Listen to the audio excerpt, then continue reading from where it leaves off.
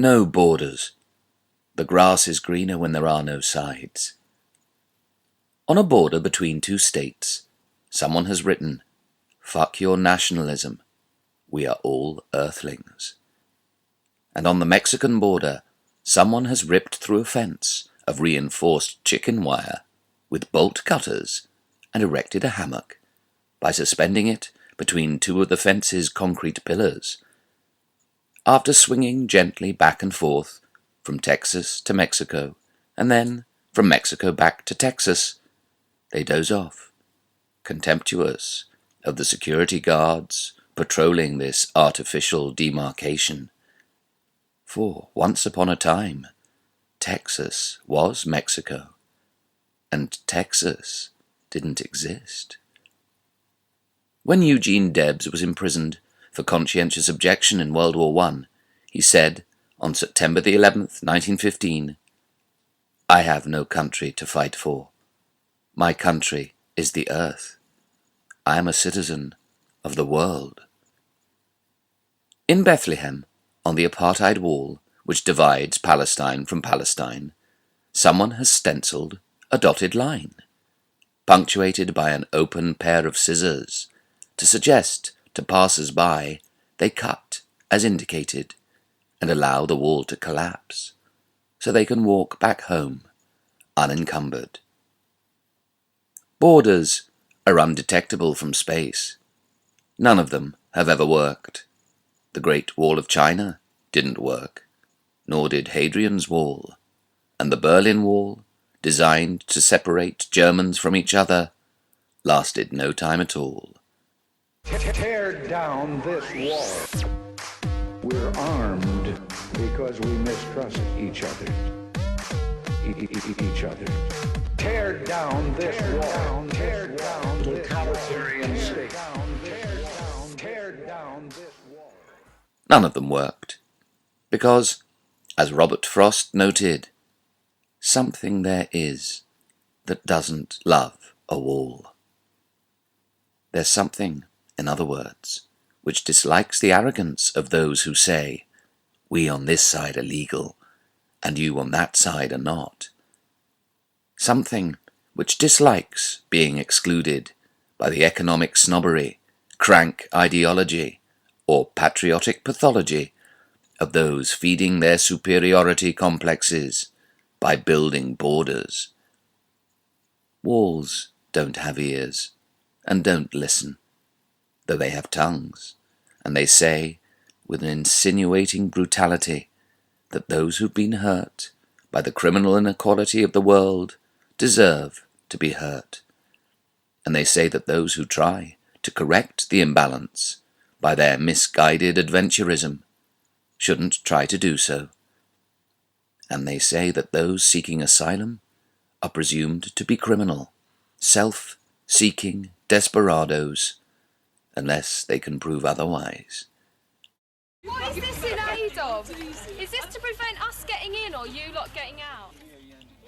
But those keenly creating a web to snarl up and ensnare the world with steel and concrete lattice work, peppered with armed border posts, bristling with sadistic snipers who pick off the hungry, a stifling man's wanderlust, smothering his song lines, his natural instinct to migrate, which man's shared with other species since the beginning of life on earth.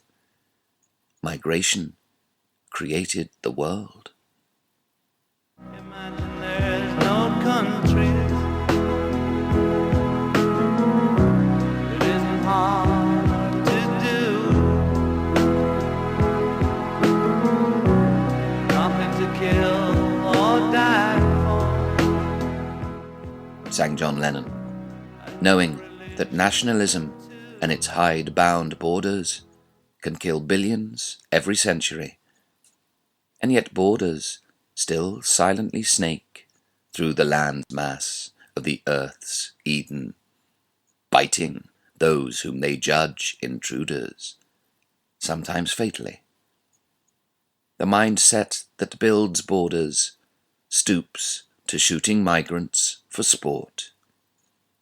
Unappointed authorities are telling you who you can be friends with by their erecting borders and ruling out any chance that truth and love will end violence and overcome war through the unfettered flow of a healthy bloodstream through the global body politic. To Maya Angelou, love recognizes no barriers. It jumps hurdles, leaps fences, penetrates walls to arrive at its destination, full of hope. And life can do the same.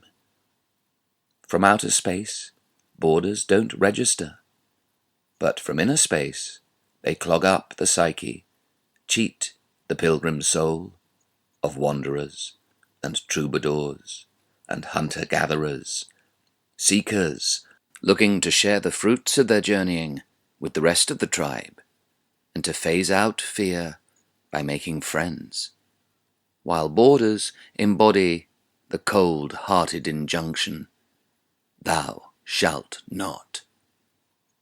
The gurus of the past, Buddha, Christ, and Mohammed, were nomadic and unconfined, and the primal feelings of the spirit quest can be restored with a few satisfying snaps from a pair of bolt cutters. A high-leverage compound action from chrome vanadium steel jaws enables people to bite back with surgical precision. This anarchist angioplasty can release the blocked arteries in the global body politic and free up the flow of people to celebrate the restlessness that has made man human.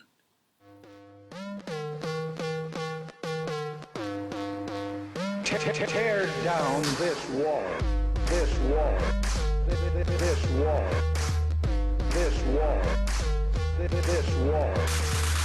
Open this gate. Open this gate.